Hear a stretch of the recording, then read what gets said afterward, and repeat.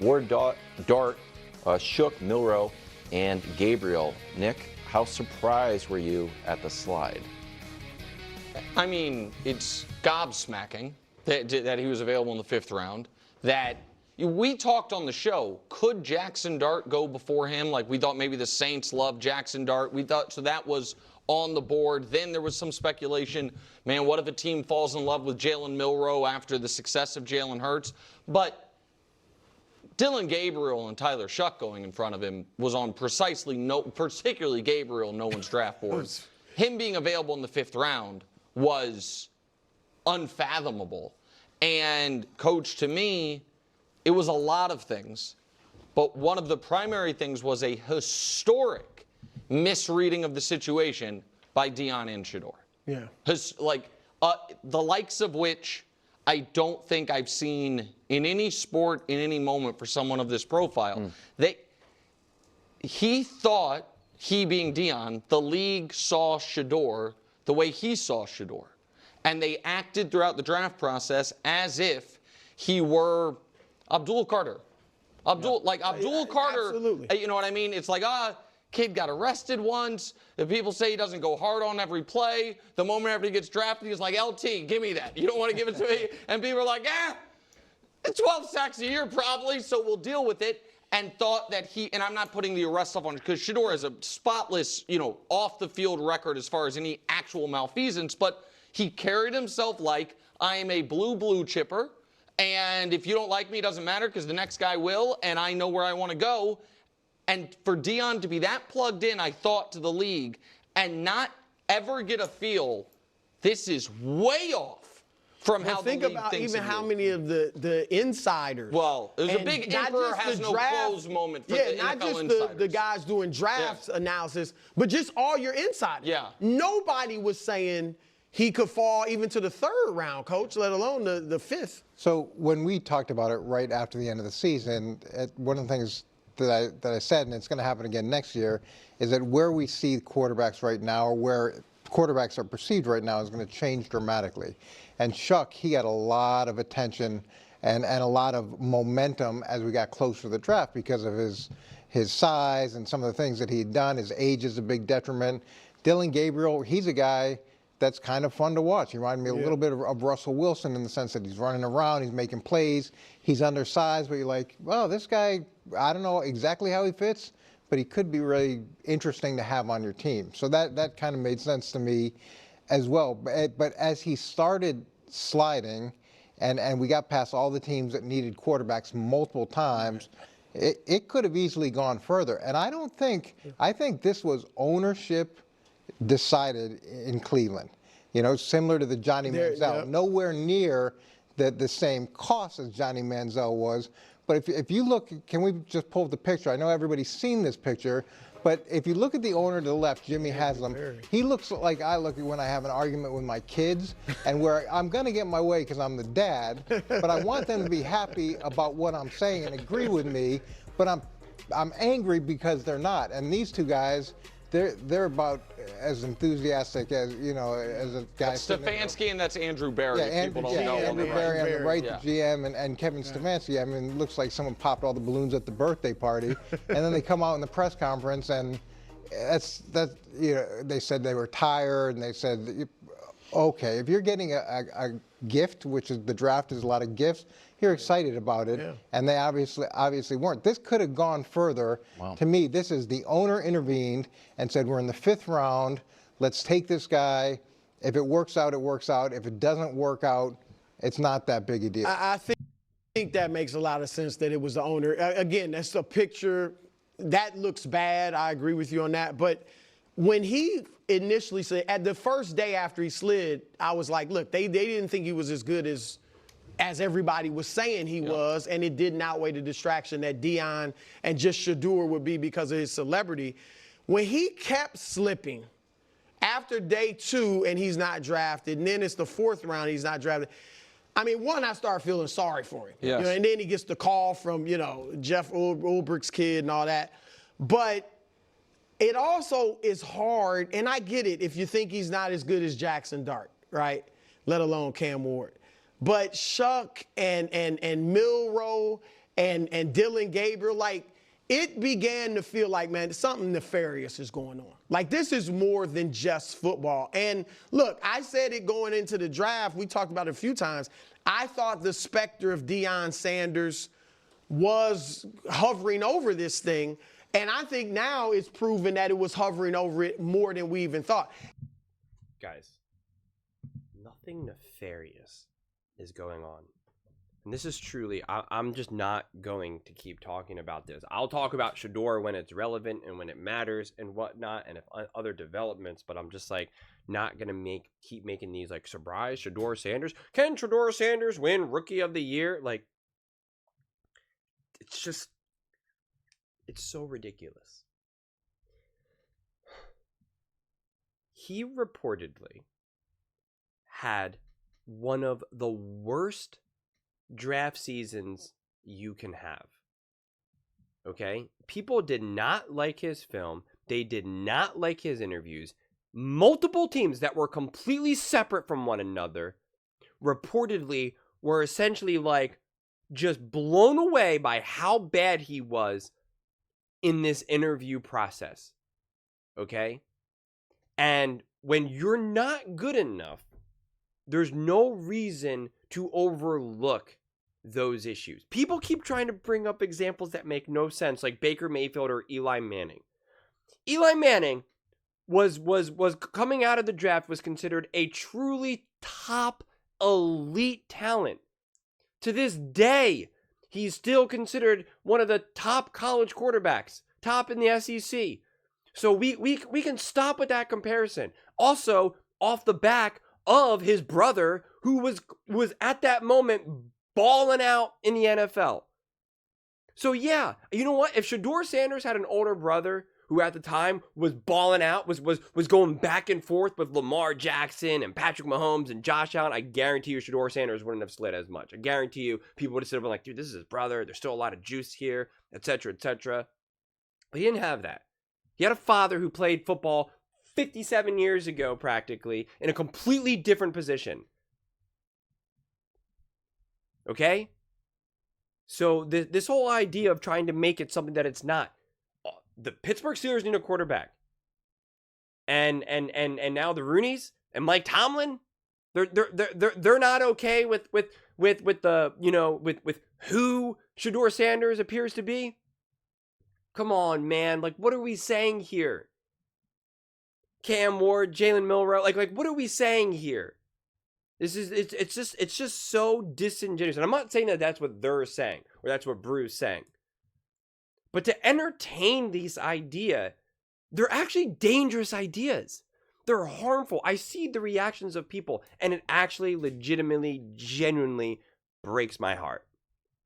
I mean that sincerely. It bums me out that people look at this and they get the wrong conclusion. That they continue to look at this as an example that we live in a really dark, sad, closed-minded world.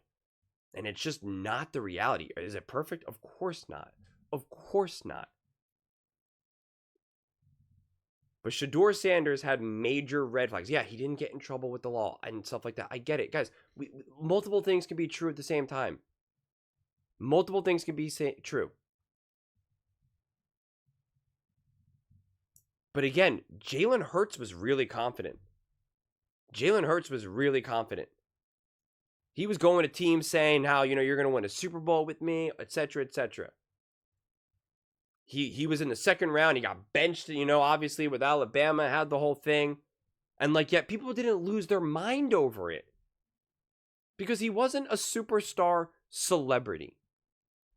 And yet the Sanders family, Shedeur, Deion, etc. became superstar celebrities. And it became political. It became divisive. You couldn't criticize Deion, Shedeur, or anyone without it slipping into just the worst aspects of human behavior. And then it became, everybody was then afraid to say anything.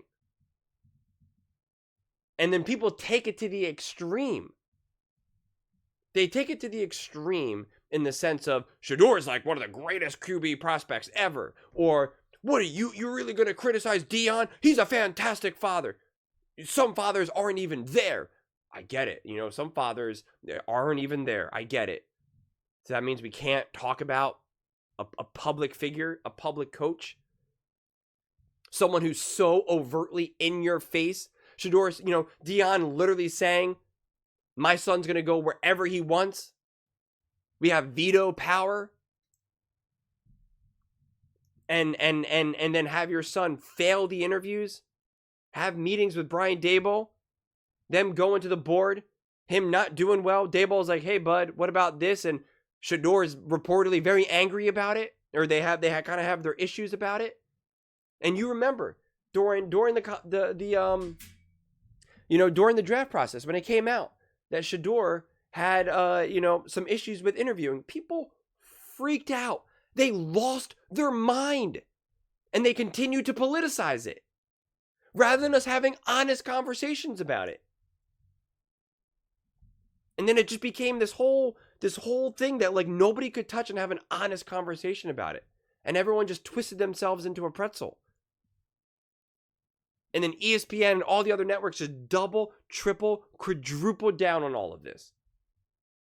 Just with the constant, endless content. And yet we heard like nothing about Cam Ward, Jalen Milroe, Jackson Dart. I mean, seriously, there was like nothing about them. Nothing about them. It's just ridiculous. Shedeur Sanders is a celebrity. And when you're a celebrity and you start to try to politicize stuff, you always get further and further from the truth. You just do. Oh, Taylor Swift is just the sweetest, kindest, gentlest soul. Like you have any idea. Like you have any idea. Like anyone has any idea who these people are. But when you're that famous, that popular, we just invent stuff. Oh, Beyonce. She is just amazing. Really? You know her? You met her? She's never done anything wrong in a day in your life? Really? Okay, sure. Sure. It's just bizarre. I remember when Travis Kelce, got in a fight, not like a fight, but you had this whole thing on the sideline in the Super Bowl with Andy Reid. And you had the delusional Taylor Swift fans come out and say, oh my gosh, can you imagine if that's what he does on the football field? God, he must do that to Taylor Swift. This is dangerous. And it's like, really? We're going to judge a man how he acts on a football field and use that as an extension of how he is when he's like alone with his girlfriend? Like, what? Like, what are you talking about right now? Do you understand how absurd that sounds? How insane that sounds? Myles Garrett tries to literally knock the head off of quarterbacks. That means he's like not a good like partner, a good father, husband, son, whatever. Like this is the delusion we get when we start having celebrity influence our opinions. And this is what happened with Shedeur and Deion. Especially when you add the whole political aspect of it. Where it's how dare you? How dare you criticize? How dare you say anything other than 100% positive? How dare you? And if you say something like that, then you're a monster. Like Nick Wright literally came out and said, I think this is because scouts are uncomfortable dealing with someone who looks like Deion and Shedeur, who's wealthy, that they're more used to dealing with people who are poor or they look differently than them and are rich. He goes, that's what I think is part of the problem here. Really? The entire NFL had that problem? The entire NFL had that problem? Really? That's the conclusion? And now people are abandoning that conclusion because it's obviously not right. Because it can't be all 32 teams. We know that. Especially when you look at the players who were drafted. And then now everyone's kind of scrambling to try to figure out how did we get it so wrong? You got it so wrong because you weren't using your eyes. And you weren't looking. That's why. And we're still fed with just nonsense and nonsense and nonsense. The Instagram is still just Shedeur, Shedeur, Shedeur, Shedeur. I mean, like, it's just insane. I mean, it really, really is. You would think no one else got drafted.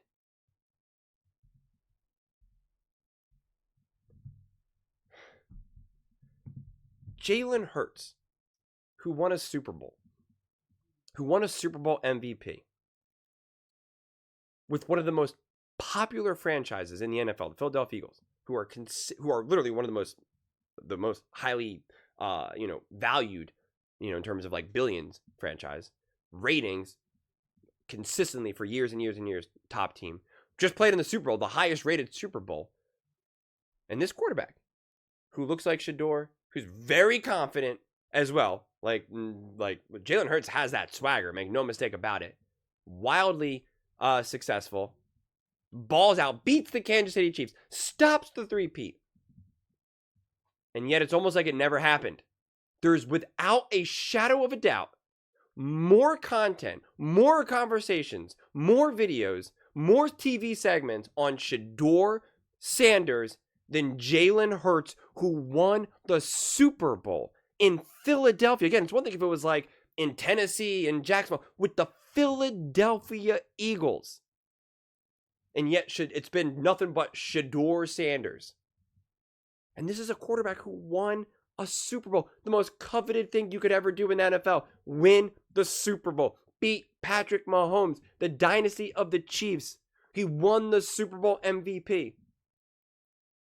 And yet there's probably been, especially after that first week post-Super Bowl, there's probably been a total of like, honestly, I'm out here. I'm watching all these videos, making them.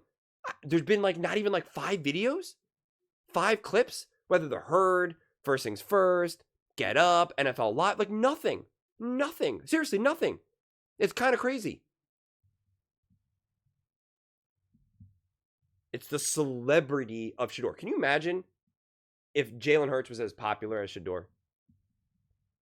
We would be talking about it endlessly. We'd be seeing commercials endlessly. There would be segments endlessly about it.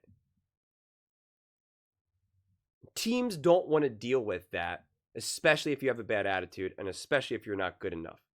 My dad used to say this all the time when I was growing up, and it was the best advice you could get. He said, "Do not give a coach a reason to cut you." He said, "Always be a good person. Always be respectable.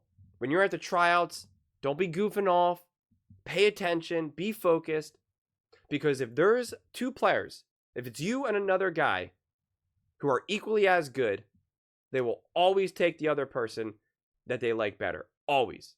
Always, always, always. You are always disposable." And what Shedeur acted like was that he was inevitable. Not even Patrick Mahomes was. Not even Tom Brady. Not Peyton Manning. Not Aaron Rodgers. Not Drew Brees.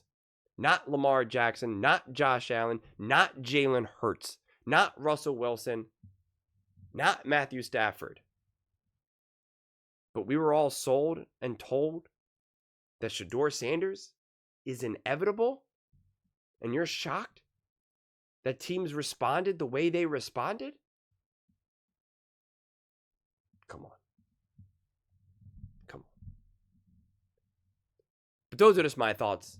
I'd absolutely love to hear yours. What do you guys all think about Shedeur Sanders going in the 5th round and having his historic slide, if that's how we want to call it? Let me know in the comments below. I read every single comment, so whether you agree with me or disagree with me, either way, let's get in some discussions, let's get in some fights, but ultimately, let's just have some fun. And please do consider subscribing. We are building an amazing community here, and I absolutely love to see you part of it. I want to build something that we all genuinely feel connected to, something that we're really excited to be part of. I think we're well on our way to doing it. And please don't forget to give this video a thumbs up, as it really does help the visibility and the algorithm. Thank you so much. See you next time.